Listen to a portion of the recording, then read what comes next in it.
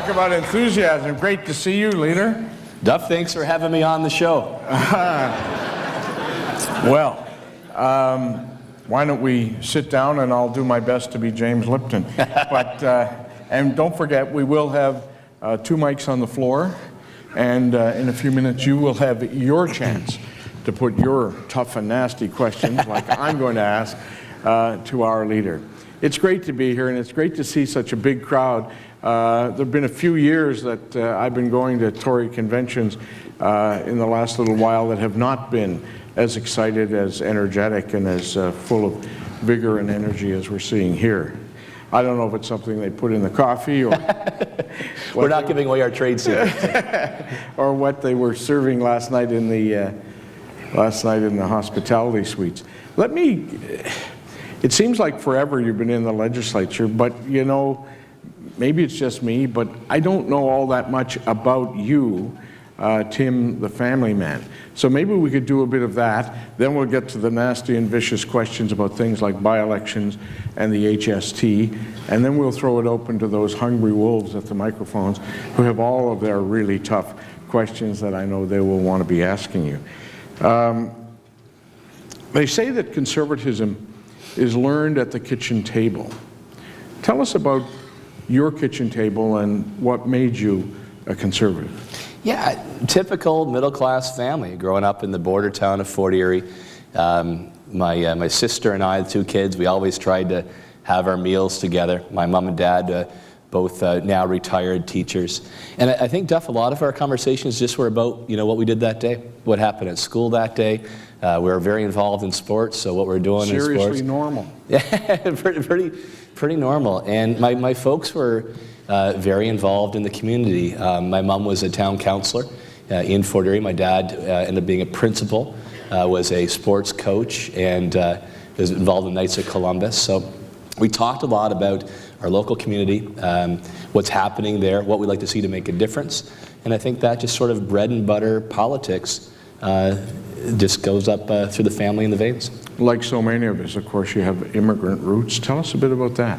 Yeah, my grandpa, I think probably like a lot of folks here in the room today, came from then Czechoslovakia on his own. And he worked in the mines for a while in Northern Ontario in the forest sector, and saved up enough money to bring his family across the ocean. And then they settled down in Sarnia. You know, low income, struggled. English wasn't so great, but they worked hard, and they loved this country. And they passed on those values to their kids and to us as grandkids.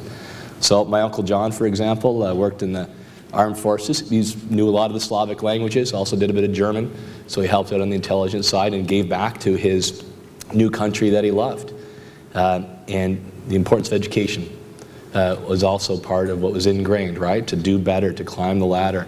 So my dad became a principal, my uncle became a chartered accountant, cousin became a PhD meteorologist. They believe that if you worked hard, and you got a good education, you could succeed, and because of their hard work and sacrifice, my sister and I grew up in Ontario's vast middle class. You've got a master's degree in economics. What prompted you to go into this field? And I'll tell my economist joke in a minute. Oh, look well, you know the one. I've Economists are sort of like accountants. Yeah. They work with numbers, but accountants don't have the economist's sparkling personality. So why economics?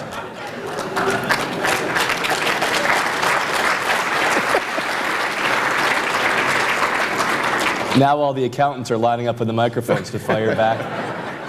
You know, going through high school, I had a big interest in math and science. I didn't even think about this path. But a really good teacher in my senior year, grade 13 year in economics. I liked when it just fit naturally, right? The study of how people make decisions, how they behave, that individuals and families are the core decision-making block. So I went to University of Western Ontario, where I did my undergrad in economics. Great conservative school. Great club there. And I had a chance, an academic scholarship, to go to school in the States for a couple years to do my master's in economics. Great experience at the University of Washington. But I wanted to come back to my home province and to put my degree to work. But there's an important lessons, I think, in economics, that you can't run against human nature and the importance of incentives, and the problem if government tries big government programs that counteract those types of decisions that families make, you're in for trouble. They're trying to make water run uphill. Yeah. It just doesn't work.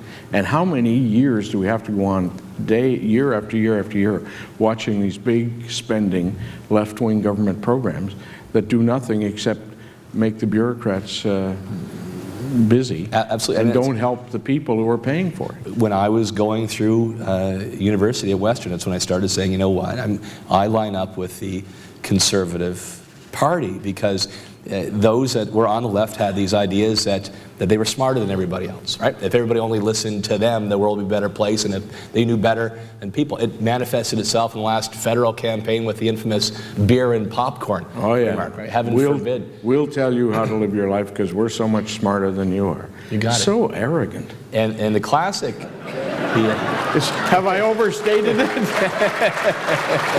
I mean, it's beyond belief. But the classic example of that, right, is welfare policy. And if you design a program that pays people not to work, and then if they try to get a job, a part-time job, do better they claw in life, it back. they claw the money back, and people get caught in the trap. And that is creates a permanent underclass in our society. Exactly, and it is a salient difference between the way we think as conservatives and the way that the left thinks. And the fact that there's some people caught in the trap of dependency is a testament to what's wrong with left thinking in our province and our country. So you go to the United States, get on a scholarship. That quite. You thought it was an athletic scholarship, didn't you? At first? No, I thought it was based on brains. Having watched you in action, I say there's a scholastic. There's a brain. Good for you. But what happened after you came home? We came back. This was back in about 1993. And we're in tough times. Right? These were the NDP days, where Ontario was at the bottom of the pack. Growing up in the border town of Fort Erie, people remember Buffalo Chamber of Commerce nominated Bob Ray the Businessman of the Year for all the jobs that he sent over to Buffalo, it'd New be York. funny if it weren't so tragic. Bob and Ray used to be a comedy show on the radio when I was a kid, and then it turns out to be a horror show at Queen's Park. And given that track record, he's waiting in the wings to come back again. Where is that silver spike? Woo! I'll tell you, there's no stopping the guy. Mr. Ignatieff has to walk around with a rearview mirror to cover his back. Anyway, enough of that. We all know about Bob Ray.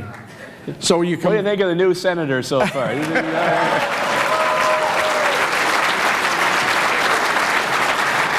I had to bite my tongue for an awfully long time. Oh, so you come back from university and you go into the economic development field. Yeah, a couple of things I did before. At the bottom of the market, i.e., when Ray's reigning supreme, and we got trouble. Yeah, I need a couple things. I had a chance to work in economic development and tourism, my hometown of Fort Erie. A chance, despite the tough economy, to try to bring some jobs into the community and spark tourism. So it was a great experience, a chance to put my education to work, and I enjoyed it. The other thing I did, Duff, just before the election in '95, is I had a chance when Walmart came into Canada. They bought up all the Woolco stores. So they hired a traveling management transition team. So we had a chance to go into different communities, probably for about 6 to 8 weeks at a time, and then turn over the stores. So you retrain the staff, you hire new staff, you bring in the new culture, and do the store change around from top to bottom. It was a great program, and then you move on. So I had a chance to go to many of the provinces from Ontario West, see our great country. Those Walmart folks are the real deal. Well, listen, I mean, these are folks who have, earning modest livings, but were taking great pride in the work that they did. And they saw, too, what happened in terms of the way that business improved. And if you work together as a team and you worked hard at it, you can make a difference. And I think it made a big difference for retail in our country as well.